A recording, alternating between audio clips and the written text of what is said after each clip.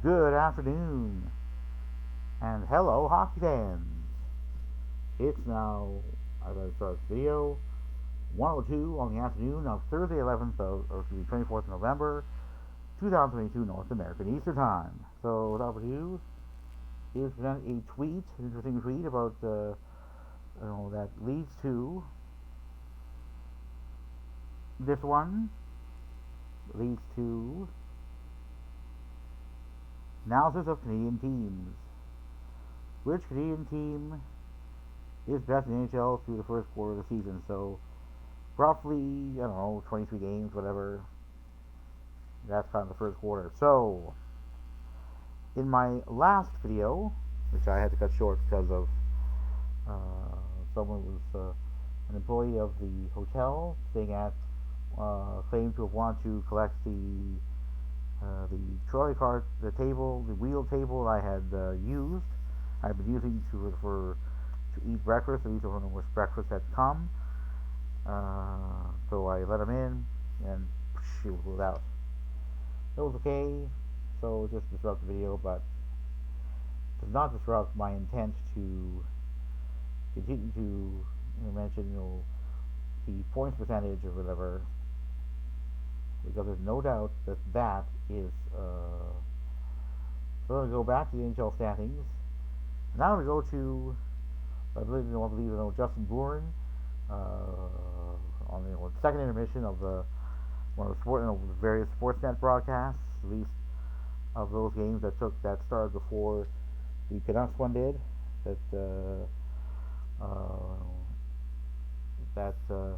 the Leafs had done the best among Canadian teams in the first quarter of the regular season. He's the host of the Real Cooper and Bourne show on Toronto Sportsnet radio station, the Fan 590, and then you have Anthony Stewart, who claimed the Jets had uh, the Winnipeg Jets have been the best team in the quarter. And it looked like that for a while, but now what I'm going to do is I'm going to go to best point percentage. So what I'm going to use a I was about to say the Winnipeg Jets are very close. The Leafs are a little bit behind, but pretty close. So we use in terms of ranking teams on point percentage, a similar format to that used in various videos posted by the World According to Breaks YouTube man. So I'm going to do for the first quarter, in terms of point percentage, Canadian teams. Number one, the Leafs at 64.3. In terms of point percentage, overall 1, 2, 3, 4, 5, 6. Sixth overall, and just 1.5 percentage points behind a Seattle Kraken squad that is in just its second season. At number two among Canadian teams, we have the Winnipeg Jets. After a regulation loss to the Minnesota Wild versus a win by the Leafs over the Devils, the two Canadian teams switch places. Leafs are number one, Jets are number two. Number three, the Calgary Flames. With a shootout loss to the Penguins, the point percentage, I don't know if it actually remained the same or whatever, but at 55.3, Flames are barely in the playoff spot. Get that a little later, where it is. But on point percentage, the Flames are number three. Barely above water, but that point was crucial. And we have number four, the Habs, at 52.5, having won in regulation over the Columbus Blue Jackets, a very big win to try to keep within striking distance of a playoff spot. I don't know if the Habs are in one, but we'll check a little bit later. And slightly below the Habs, at number five, we have the Edmonton Oilers, having earned half,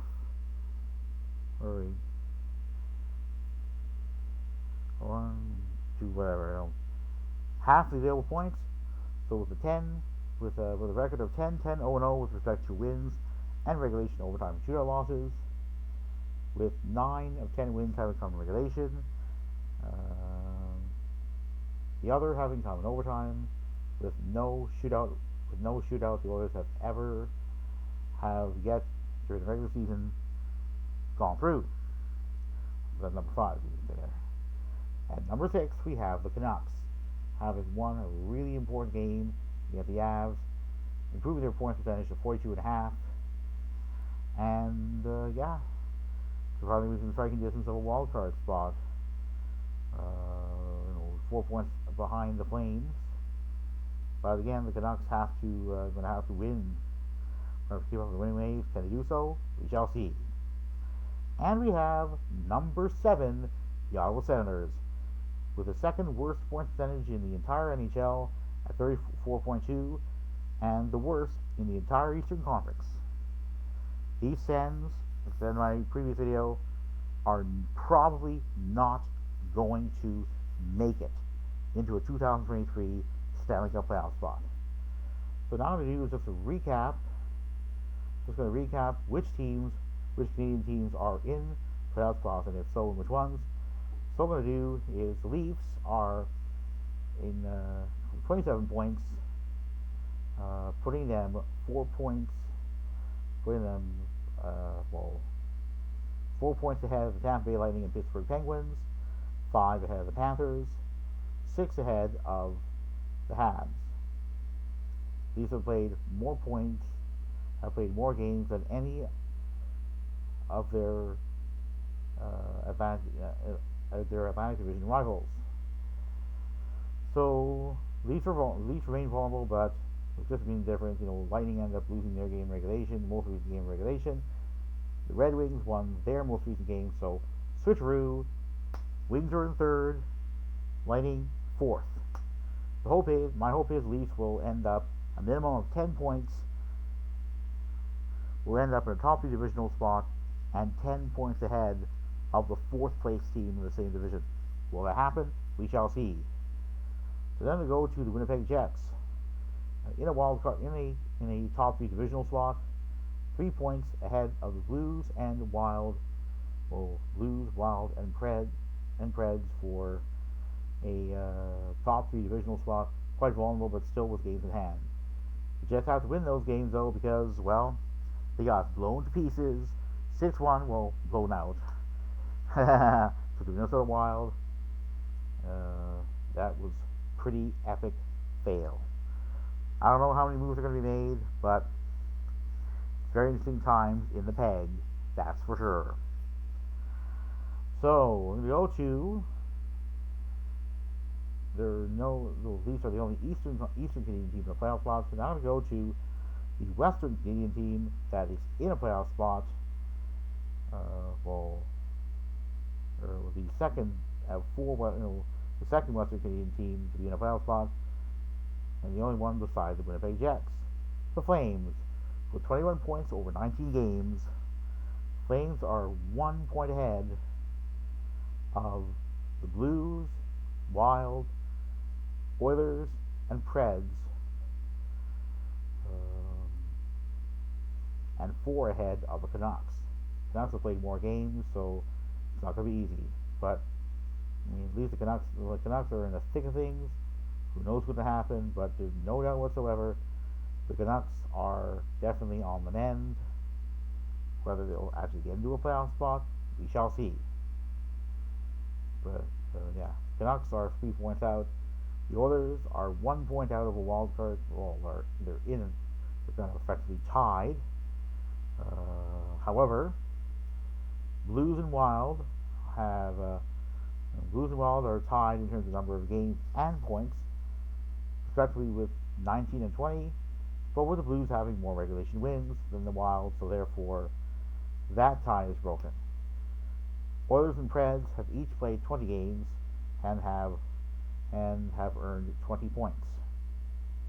So in terms of games played, Oilers and Preds have played more and therefore lose out to the Blues in terms of the wild card.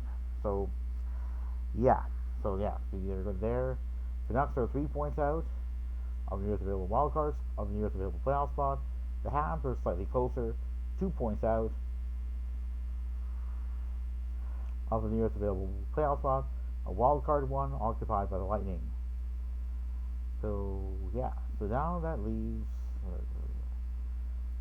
because of the Canucks, that leaves the Ottawa Senators with a 10-point gap between themselves and the Tampa Bay Lightning for a playoff spot, well, a wild card. And also, but again, 10 points out. You gotta wonder, are they really going anywhere? Nope, I don't think so. It's just, it's kind of sad. These Sens are going nowhere, and they're not likely to make it. They're not likely to make the Stanley Cup playoffs. Therefore, I can confidently predict that these Sens are going to miss the 2023 Stanley Cup playoffs. It's a sad state of affairs, but this team has not drafted well, and that ultimately falls on the front office, and in particular, Sens GM Pierre Dorian. What I would do is,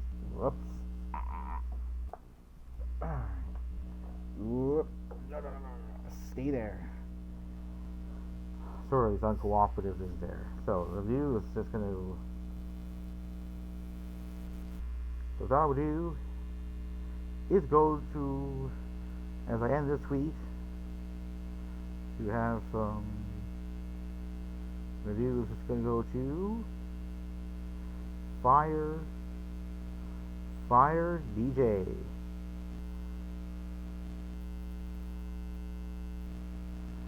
So the popularity of Fire DJ. Oops. Yeah, sorry for the lighting here. So what I'm going to do is I'll try this. Try the laptop. Where do I go here? So I do apologize for the lighting. So before I go, I thought I would mention having had loads of chances. Oops. Oops. Oops. Just give me a moment here. Having had loads of chances. Oops. Oops.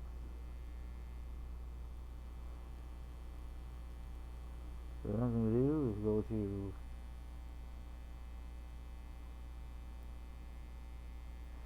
same garbage excuses. Fire DJ. Referring to DJ Smith, the head coach of the Senators. So what I'm going to do is see if there are any tweets. So I know Twitter, if it's like go to top, shows tweets that don't have that specific hashtag. But it should. So we're going to go tweets for there. So one of them, I don't know, about an hour ago, 2 hours, 3, 4, 5, 6. Sorry for me, 7, 8, 9, no.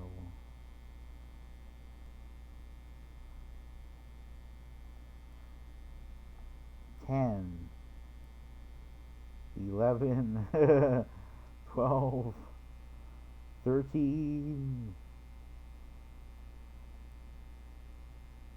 14, 15, 16, 17. So 17 under 5 hours. Here's another one.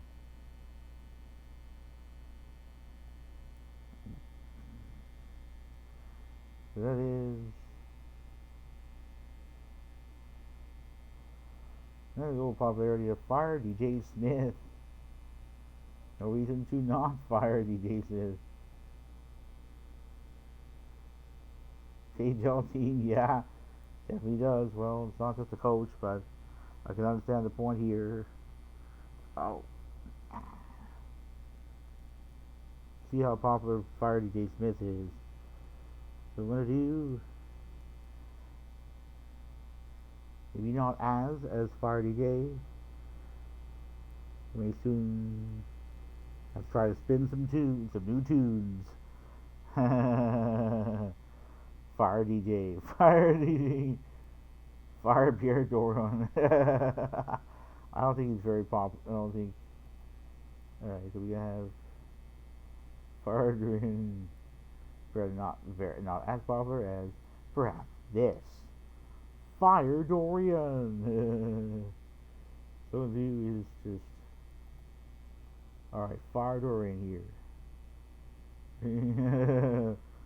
So I mentioned the hashtag in terms of understanding. Okay, there's a lot of popularity on there. Fire Dorian. Sorry for my own. Could have 2, 3, 4. Yeah, it seems as though Fire DJ among that hashtag, Fire DJ Smith, Fire Dorian, and Fire Pierre Dorian is the most popular. Of course, when it comes to the front office, there no doubt is loads of pressure on it. But ultimately, there's no doubt that although coaching is responsible for the product, the coaching staff has a role to play. It's not the only aspect of the team that has a role to play to help the roster win. That also falls on the front office, in particular the GM, and if there's a president of a hockey operations, that president. Again, it's just, it's kind of sad. This Pierre Dorian has been GM ever since the Leafs drafted Austin Matthews first overall. And yes, okay, the Leafs haven't had loads of playoff success. They haven't had any. But the Sens have won 2 playoff series. And that was in the first season of Pierre Dorian as GM. Since then, the Sens haven't won a playoff series at all. And they don't look too close. They don't look close to doing so whatsoever. And when I look at the season, just going to go before I go here.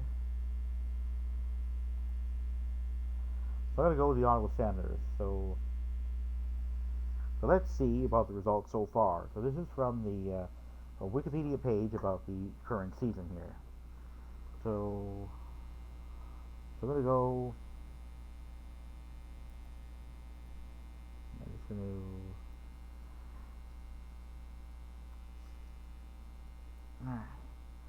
We're going to do that. We're going to do that. Oops. Whoops.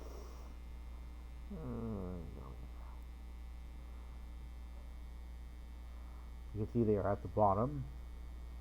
They're way at the bottom. So look, the preseason did pretty good. Played a disproportionate number of games against the Habs. Played 2 against the Leafs. 3 against the Leafs, 1 against the Jets. In Winnipeg. Then they went on the road, or kind of switched between 3 so-called home games, and 1 so-called road game. But these are at least 2 of them were out in the Maritimes, so that was kind of not really a good indicator. So let's look at the regular season here. So when the Habs Senators, October was okay. They were in half the available points, but none on the road. November, Leafs, Senators finally did get to have finally gotten to earn points on the road, but there haven't been very many. A loss in overtime to the Devils, and then a 4-1 win over the Flyers. But when since that, so when it comes to how many games Sens during which Sens have scored at most 2 goals, I count basically after Remembrance Day, 11th of November Eastern Time. I count 2 games, both the wins, during which the Senators have scored a minimum of 3 goals. When the Sens have not scored at least 3 goals, they haven't done very well. This month, they haven't done very well from the opposite number. In fact, they've lost all 4 during which they've scored, a maximum of 2 goals. So, in terms of the season, so what I would do is just recap here. So when the Senators have scored a maximum of 2 goals in regular season games, so the maximum of 2 goals they scored 13th, that was a loss. 15th was a loss.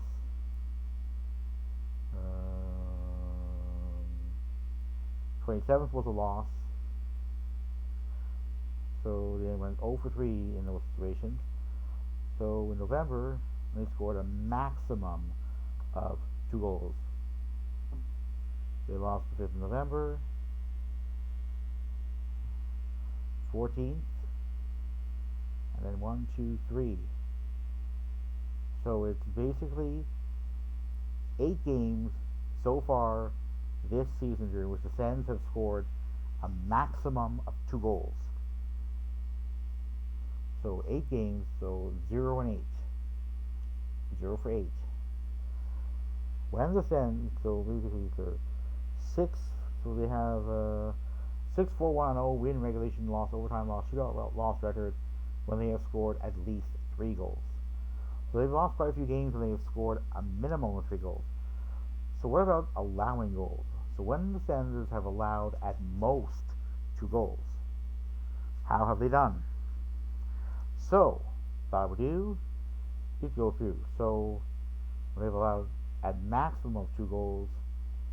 So, alright, so Washington, Arizona they did in October. So that's 2-0. They beat Dallas Stars 3. When they've allowed a maximum 2 goals, Philadelphia Flyers regulation loss, so 3-1.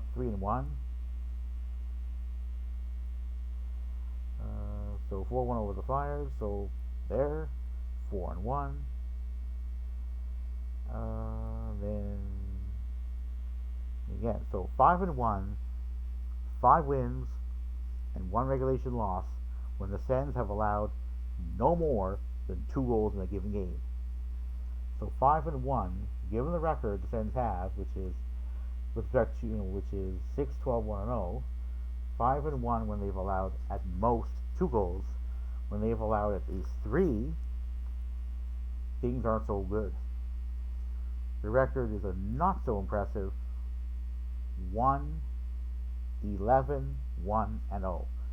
And when Senators have allowed at least 3 goals in way too many games, when the Senators have allowed at least 4 goals, how have they done during the regular season?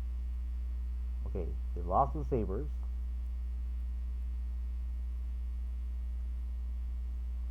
Lost to the Sabres.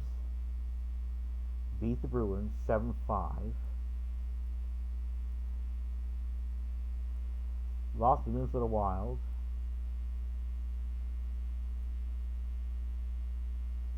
Lost to the Florida Panthers.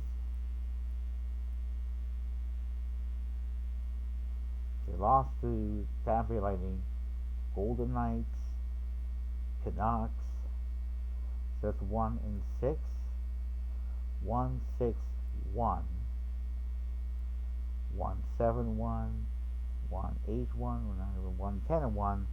They've given up at least 4 goals. So 1-11-1, they've given up at least 3. So all but one of the losses during which the Sens have given up at least 3 goals, they've given up at least 4.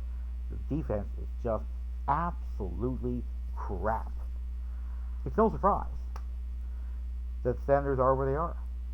Before I go, I thought I would mention that the time I'm going to wrap up this video. It's just a real awful shame. It's real awful sad that these Senators are struggling, and there's pressure to change, to make changes. And what changes will be made, I don't know. Meanwhile, it's understandable that for the Winnipeg Jets, it's going to go to the Winnipeg Jets. I look at their season, which has gone drastically different. They've done drastically different. We look at here, and so in the Central Division, third. During the preseason, they did a lot better than the Senators did. Well, they did about the Senators did, but the Senators, beat the Senators. So let's see. And yeah, not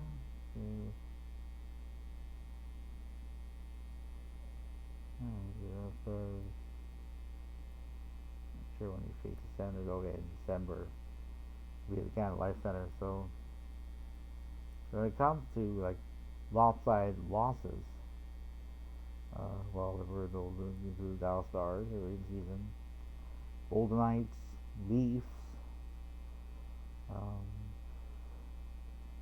Penguins, and Wild. But again, the Jets. I mean, at least they know that they, at least they, can give a bit more leeway. The Jets still have a cushion. It's not infinite, and it's not that great. But to be fair, these Jets have done a lot better than I thought. I predicted the Jets would finish at best sixth in the Central, which is where they finished last season. The Senators finished in second last in the Atlantic. But this season, it looks likely the Sens will finish, well, definitely will finish. I see the Sens finishing at the highest sixth in the Atlantic. At the moment, they're in last. They'll be lucky to get past the Buffalo Sabres. Anyway, I'm cheering on the Leafs.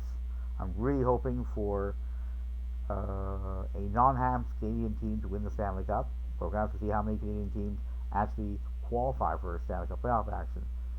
Jets and Leafs looks like they're in, they're in center, they're in top two divisional spots. So those are the most secure, but both are vulnerable for dropping down. We'll see what happens for both of those. Flames are barely in a playoff spot. The Oilers are just out. Canucks are not that far behind. They're under 5 points back. The Hams are under, or 2 points back. So how things are going to work out, I don't know. It's going to be very interesting hockey to watch throughout the season. And in March, in April, March teams will start to be eliminated from playoff action. April or so, early April, mid-April at the latest. Probably maybe early April. Teams that are pretty high up are going to start to clinch playoff spots. So again, lots of hockey. There's almost every evening. There's going to be a Canadian team in action, just not on this American Thanksgiving. So on that note, I say, go Leafs, go.